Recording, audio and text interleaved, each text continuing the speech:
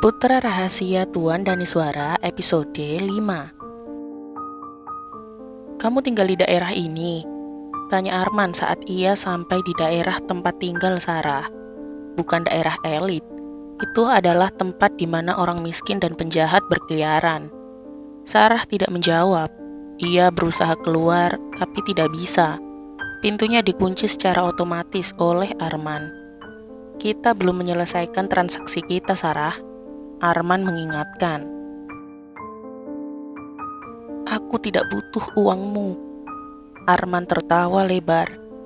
Ayolah, tak ada yang gratis, apalagi mengingat Devon yang tampak begitu puas. Katakan, berapa nominalnya, maka aku akan segera mentransfernya. Sarah menatapnya dengan tatapan marah. Pergilah kalian ke neraka. Geramnya setengah tak terdengar. Apa? Saya mohon. Saya hanya ingin keluar. Tidak bisa. Katakan saja berapa nominalnya, dan kamu bisa pergi dari sini. Saya nggak mau. Tolong, saya ingin pulang, dan jangan ganggu saya lagi. Kamu yakin dengan keputusanmu? Devon akan membayarmu berapa saja. Pikirkan lagi, dan sebut nominalnya. Saya nggak mau. Akhirnya Sarah berseru keras. Biarkan saya pulang, dan saya nggak akan ganggu kalian lagi. Arman mempertimbangkan. Kemudian ia tak dapat berbuat banyak. Ia menuruti kemauan Sarah dan melepaskan wanita itu.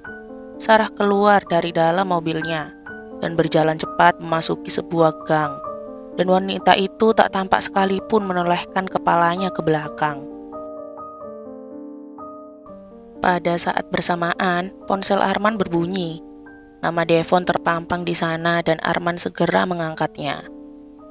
Iya, sudah kamu lakukan? Ya, berapa yang dia mau? Arman ragu. Belum pasti. Maksudnya? Dia masih memikirkannya. Arman berbohong. Ia tahu benar bagaimana watak Devon. Jika Devon tahu bahwa wanita itu tidak mau dibayar, maka ia akan habis di tangan lelaki itu. Well, beri dia dengan harga yang pantas. Kalau perlu tambah tip untuknya. Dia masih perawan. Ucap Devon terdengar puas. Setelah itu panggilan ditutup. Arman tercenung mendapati kenyataan tersebut. Perempuan itu pasti bukan perempuan biasa. Masih perawan dengan lingkungan hidup yang seperti itu. Miskin tapi tak menginginkan uang. Sebenarnya, apa yang diinginkan perempuan itu? Tak ingin mengambil resiko, Arman akhirnya menghubungi seseorang, meminta orang tersebut untuk mengawasi setiap gerak-gerik wanita itu. Jika ada hal buruk yang akan atau ingin dilakukan wanita itu, agar Arman dan Devon bisa bertindak secepatnya. Ya, sepertinya ide itu lebih baik. Semua terjadi begitu cepat. Arman bahkan sudah melupakan tentang wanita itu. Pun dengan Devon yang tampak asik dengan dunianya dan tidak lagi memikirkan tentang perempuan yang bernama Sarah. Hingga 5 bulan kemudian, saat Devon dan Arman kembali ke Bali untuk meresmikan salah satu hotel milik DS Group, perusahaan milik keluarga Daniswara, perempuan itu muncul kembali. Arman saat itu mendapat kabar dari orang yang ia suruh bahwa wanita itu datang ke tempat di mana acara akan dimulai. Arman mengerahkan beberapa pengawal untuk mencekal kehadiran wanita itu. Dan Arman memilih menemuinya sebelum Devon tahu keberadaan wanita ini dan murka dibuatnya. Pada saat Arman menemuinya, wanita itu benar-benar tampak menyedihkan dan sedang, astaga, hamil. Arman benar-benar terkejut dibuatnya. Seorang wanita berpostur tubuh mungil sedang dicekal oleh kedua orang pengawal yang ukuran tubuhnya berkali-kali lebih besar dibandingkan perempuan tersebut. Lepaskan dia. Arman yang tak tega melihatnya akhirnya menyuruh untuk melepaskan cekalan pada wanita itu. "Apa yang kamu lakukan di sini?" tanya Arman dengan nada tajam. Saya hanya ingin melakukan kebenaran." "Kebenaran apa?" "Kebenaran tentang kehamilanmu." Sarah menunduk malu. "Dengar, kalau Devon tahu kamu ada di sini dan dalam keadaan seperti ini, maka kita berdua akan habis di tangannya. Tapi saya harus memberitahunya dan berharap dia bertanggung jawab. Yang benar saja, jangan mimpi kamu. Kamu gak tahu siapa dia." Tentu saja Sarah tahu. Setelah tahu bahwa dirinya hamil, Sarah terpuruk selama berminggu-minggu. Lalu, ia mencoba bangkit, mencari pekerjaan baru. Bagaimanapun juga, ia akan membutuhkan uang untuk menopang hidup dan untuk berjuang dengan anaknya kelak. Dan ketika Sarah sibuk mencari lowongan pekerjaan di surat kabar, Sarah melihat lelaki itu di sana. Di kolom sebuah berita terpampang jelas wajah tampan lelaki itu. Devon Daniswara namanya, putra sulung dari pemilik DS Group yang sukses di berbagai macam bidang. Sarah tidak menyangka bahwa ia akan mengandung bayi dari pria sepenting itu. Lalu ia juga mendapati berita bahwa Devon akan kembali ke Bali untuk meresmikan salah satu hotelnya. Dan itu terjadi pada hari ini. Karena itulah Sarah datang, bermaksud untuk mengatakan kejujuran sebelum keberaniannya pupus. Tapi saat ia datang, ia sudah dicekal oleh banyak pengawal. Seakan kedatangannya sudah diantisipasi. "Dengar Sarah, saat itu saya sudah menawari kamu dengan uang dan meminta agar kamu tidak kembali lagi. Tapi kamu menolaknya. Lalu kenapa kamu sekarang kembali lagi?" "Saya hanya ingin mengatakan yang sebenar-benarnya, karena saya nggak mau dituduh menyembunyikan anak ini." "Kamu pikir Devon akan peduli? Jika dia tahu, dia akan membunuhmu, bahkan aku sekaligus." Sarah tampak bergidik ngeri. Arman merasa bersyukur karena lebih baik jika Sarah mengurungkan niatnya untuk bertemu dengan Devon.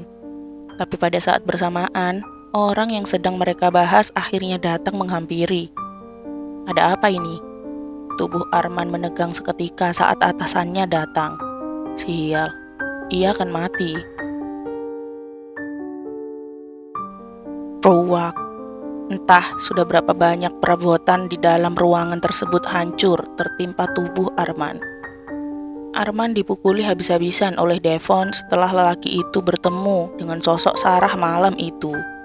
Wajah Arman babak belur dibuatnya, tapi Arman tak sedikit pun berniat membalas apa yang dilakukan Devon.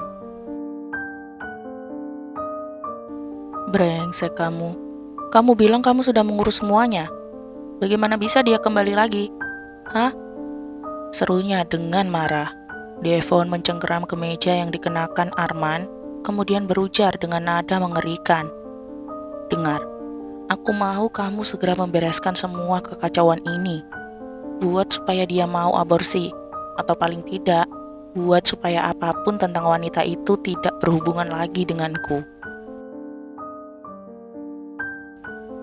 "Aku mau. Tadi adalah terakhir kalinya dia menemuiku," ucap Devon penuh penekanan sebelum ia pergi meninggalkan Arman yang masih terduduk di lantai. Siang itu Devon berinisiatif untuk menemui anak Sarah. Entah kenapa setelah melihat anak itu dari jauh kemarin, sepanjang malam Devon terbayang-bayang oleh Sarah dan anaknya. Anak itu benar-benar tampak mirip dengannya, padahal ia melihatnya dari seberang jalan. Kini, Devon memutuskan untuk melihat anak itu lebih dekat lagi dari sebelumnya. Devon menekan bel yang ada di pagar rumah penitipan anak tersebut. Lalu seorang keluar dan menuju ke arah pintu pagar. "Ada yang bisa saya bantu, Pak?" tanya wanita paruh baya itu sebelum membuka pintu gerbang untuk Devon. Saya, saya, Devon tidak tahu harus menjawab apa. Saya ingin menemui seorang anak. Ya, apa hubungan Anda dengan anak tersebut? Devon merasa ragu. Saya pamannya. Oh, bisa kami lihat KTP-nya? Devon akhirnya mengeluarkan KTP-nya dan memberikan pada wanita tersebut. Setelah melihatnya, wanita tersebut akhirnya membukakan pintu pagar untuk Devon. Jadi, siapa yang ingin Anda kunjungi? Devano Andrian. Menyebutkan nama anak kecil itu saja terasa sulit untuk Devon. Sial, apa yang sedang ia lakukan di tempat ini? Oh, Devano. Mari Pak masuk. Akhirnya, Devon mengikuti perempuan tersebut dan dipersilahkan duduk di ruang tengah. Perempuan itu masuk ke dalam lalu tak lama kembali keluar dengan seorang bocah cilik. Bocah yang benar-benar mirip dengannya. Devano, ada Om pengen ketemu. Omnya Devano itu Om Putra, ucap bocah cilik itu pada pengasuhnya. Devon akhirnya bangkit dan mendekat. Ia menekuk lututnya hingga sejajar dengan Devano. Mata Devon mengamati bocah cilik itu. Rambutnya benar-benar coklat alami, seperti miliknya. Kulitnya juga, wajahnya pun mirip. Ditambah lesung pipi yang pasti didapat dari ibunya. Dan matanya, ya Tuhan, bahkan tanpa tes DNA pun Devon tahu bahwa bocah di hadapannya ini adalah putranya. Om, matanya sama dengan punya Devano. Celetuk bocah cilik itu hingga mau tak mau membuat Devon sedikit menyunggingkan senyumannya. Sial, Devon tak tahu perasaan apa yang kini sedang ia rasakan. Selama ini, ia tak pernah sekalipun berpikir untuk memiliki anak. Tujuannya untuk memiliki keturunan hanya dikarenakan oleh wasiat sialan yang ia terima dari mendiang ayahnya. Dan kini, saat seorang anak yang lebih cocok disebut sebagai kembarannya berdiri di hadapannya, Devon ingin merengkuh anaknya itu, melindungi dari apapun yang membahayakannya, dan juga menuruti apapun keinginannya. Devon tak mengerti perasaan apa yang sedang ia rasakan saat ini. Satu hal yang pasti, bahwa Devon ingin memiliki anak ini, entah karena wasiat atau karena alasan lainnya. Bersambung, nantikan episode 6-nya ya. Jangan lupa like, komen, share, subscribe, dan nyalain loncengnya agar gak ketinggalan upload cerita-cerita selanjutnya. Bye-bye.